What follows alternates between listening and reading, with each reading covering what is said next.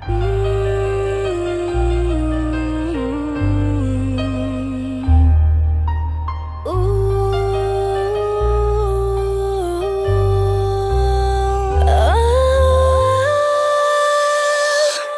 up, everybody? It's me, Landon, aka Landdenver on Instagram and Twitter.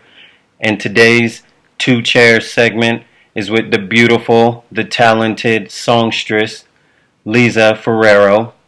How you doing today? I'm doing great, thank you. Thank you for the compliments.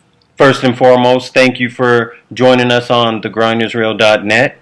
We love what you're doing. My 10-year-old son loves the album, and we'll get into that later on, but we love what you're doing. I got you on the iPad, if I had it out. Matter of fact, I got it in here. I keep it in here because he stays on me, so that's cute. Let me get in my. For everybody who thinks that The Grind is Real is not really supporting, I got 3 albums in here. Janae Aiko, Drake, and you. Okay? That's all I got. That's all I got on my phone. That's all I listen to. So for everybody who thinks The Grind is Real is playing about support, we really do support everybody that we feature. So let's just jump right into it. Tell everybody watching who Lizi Forero is. Yes. Well, I'm Lizi Forero, aka Lizzie F baby, whatever you know me as, and I'm a pop R&B artist. I live in Miami. I am Colombian by blood, but I was born and raised in New Jersey. And I just released, well not just, but last March, I released my EP, and it's called Dear Diary. And I'm a singer-songwriter. And that's There you go. So well, I'm much more than that, but we'll see. Tell the viewers how long you've been singing. What really got you into singing and took it from a hobby to something that you seriously pursued as a talent and as a potential career? Well, I started professionally doing this since I was 16 years old. But singing came way before that. It took a lot of time for me to get enough guts. I was super shy for a long time. But my father was an artist, so the musical genes in my family. I always loved to sing. But yeah, when I was 16, I started recording and writing. Dogs are already pounding me at the door.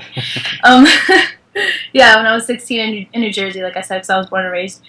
So yeah, that's when I started writing my music and recording and learning a lot about the music industry and doing auditions because I lived in New Jersey, right next to the city, New York. So there was a lot for me to do and a lot for me to learn.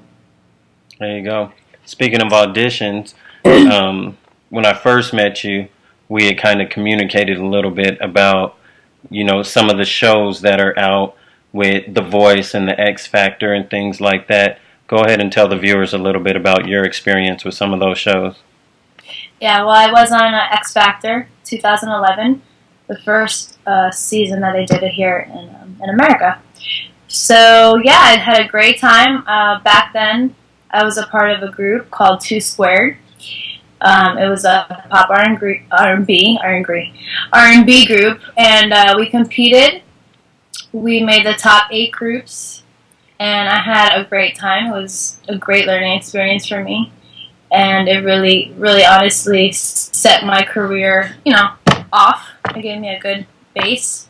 It started my fan base, and I loved every experience I had from that show. I don't regret it at all. I love it so much. It was a blessing and a learning experience for me.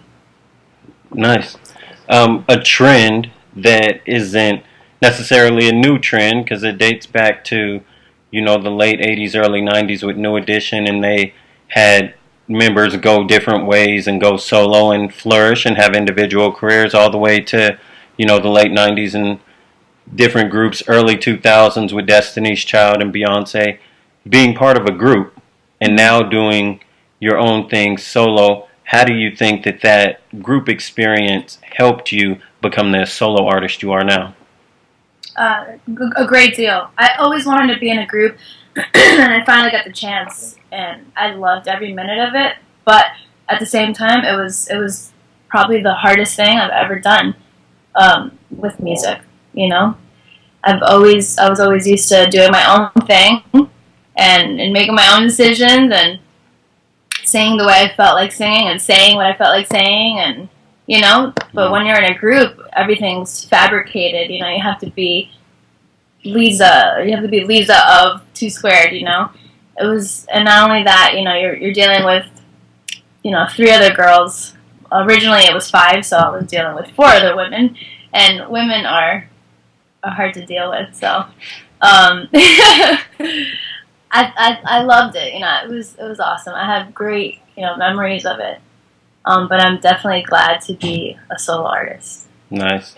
Yeah, that reminds me of one of the pictures that I see on Instagram where it says it's like a dad and a son. It's either Bart and Homer or Mufasa and Simba, and it says, "Dad, I don't understand women."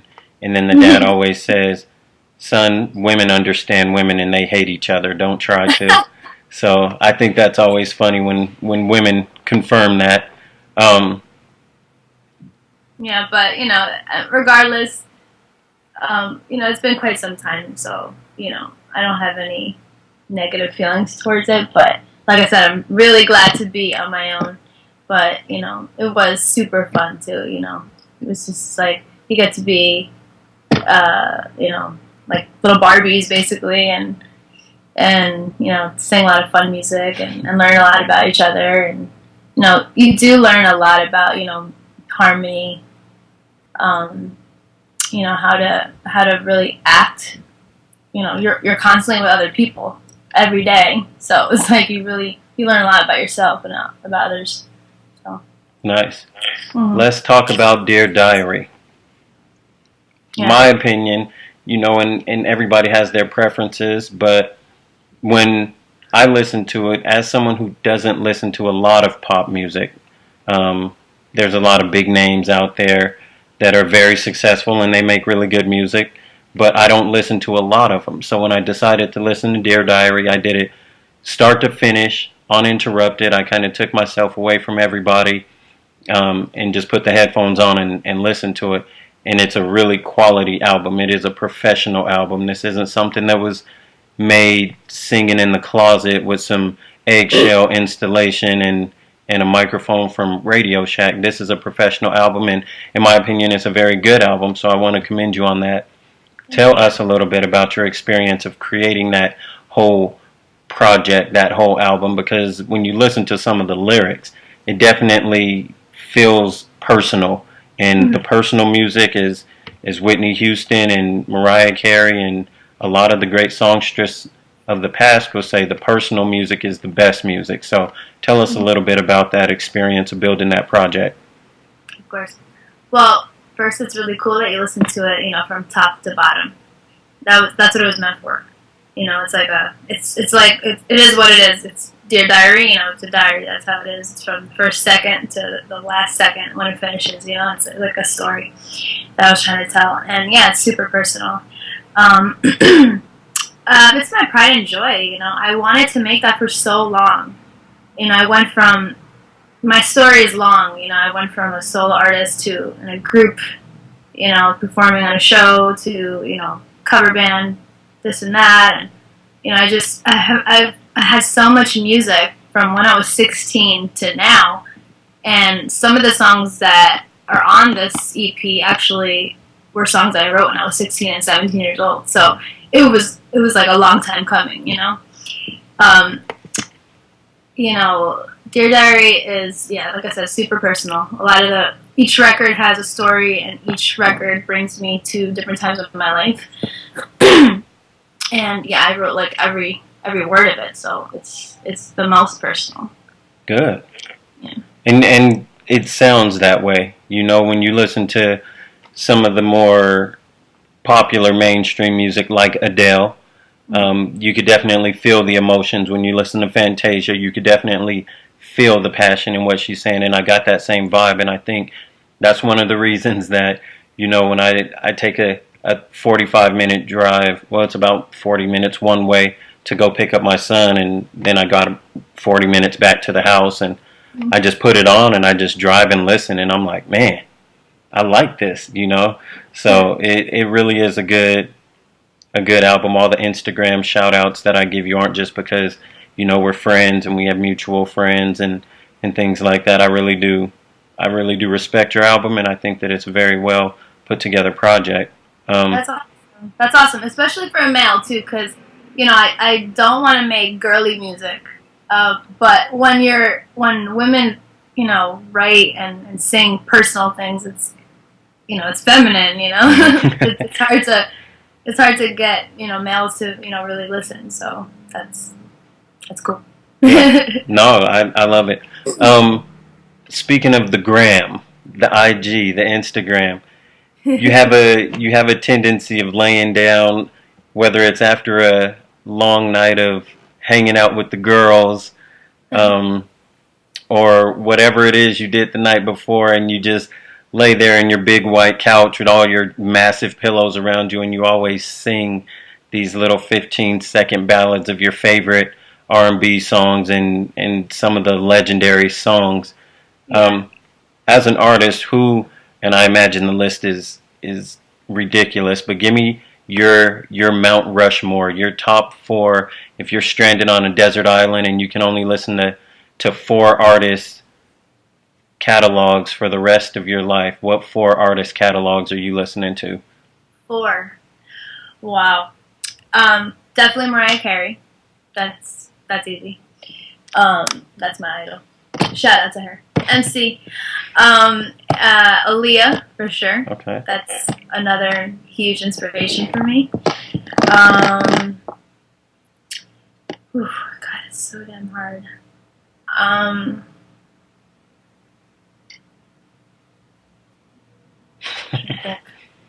Like, what other artists I really, really, really love? I mean, there's so many people that I like, I don't love, but, you know, there's an album that I really love a lot. It's more the album. I mean, the artist is great, but, John Mayer. Mm-hmm. Very talented. Yeah, super talented. It's the Continuum album. I love that album. I can listen to it every day. So let's take that one, and then also let's do TLC, Red Light Special. Okay. Okay. Great choices. Yeah. With your talent, I always feel awkward saying, "Oh, sing something," because that's what you do. You know, and I always tell people you probably don't walk up to a comedian and say, "Tell me a joke," or you don't walk up to Kobe Bryant or LeBron and say, "Hey, come over on Saturday and let's shoot some hoops on your day off." But do you got anything ready, anything on deck that you could probably give us, you know, a little sample of what we see on Instagram? Yeah. Well, yeah, because I always do so many cover songs. So,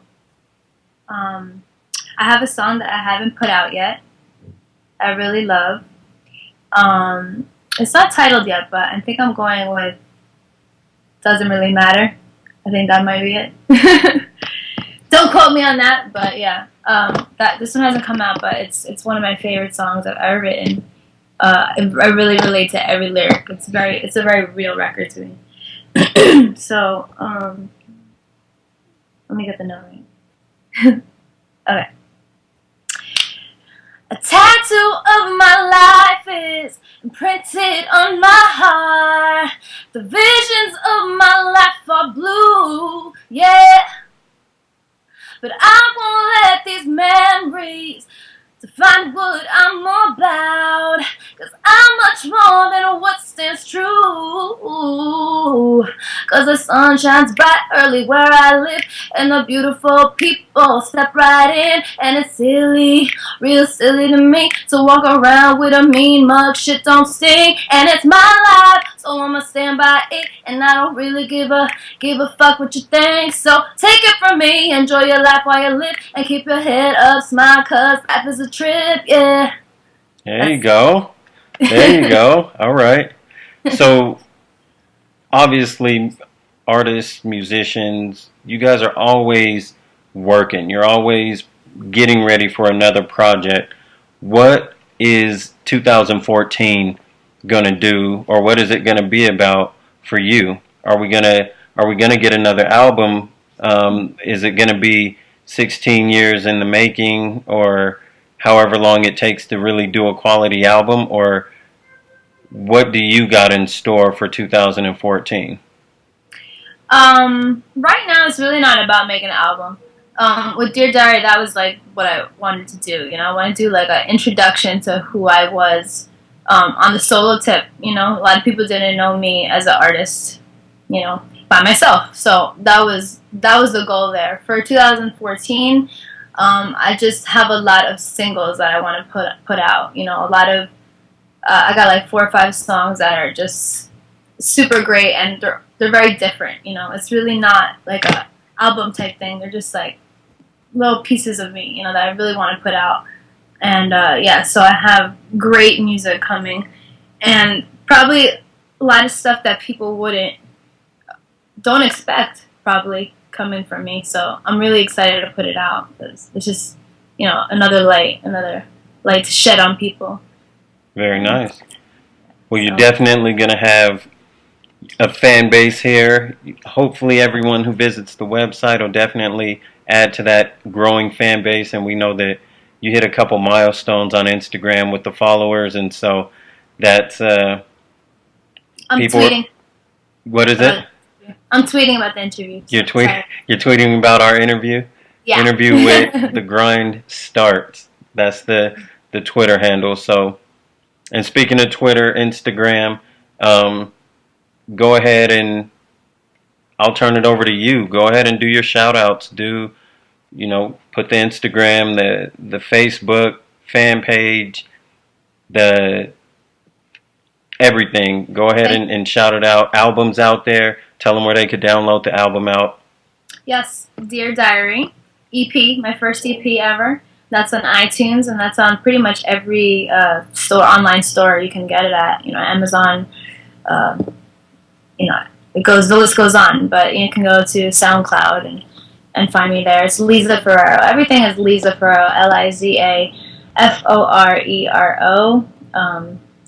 My website is Lizi Forero Music. So just stick a little music at the end, and you got me. I'm huge into Instagram. It's like my life. Well, it is my life. And that's Lizi F Music. That's my nickname, so a lot of people know me by Lizi F. So Lizi F Music, LIZIFMUSIC. Same thing with Twitter. I gotta look because everything's like different. But yeah, actually Twitter and all that is Lizi Forero Music too. So find me on pretty much every social network you can think of, even the new MySpace, Lizi Forero Music. And the Facebook fan page? And Facebook as well. Facebook is Lizi Forero Music. And then I also have a personal page that if you want, you can follow me on there as well. And that's Lizi F Baby. So I'm always on social networks, and I love to talk to people and be very personable. So that's me. There you go. Mm-hmm. I want to say thank you again for joining us on another Two Chairs segment. Lizi Forero, great talent, very good album, very funny. On the nights that you go out, your Instagram is probably the most entertaining the next morning when you refuse to get out of wherever you're taking pictures of yourself at. Your dog is adorable. I know that your dog is always in something that you post on Instagram, so you got a very cute dog, and we do greatly appreciate your time, and we're going to continue to support you, and we're going to help you build that fan base even more. Thank you. I need it, and I appreciate it. Not a problem. Yes. Thanks again. Take care.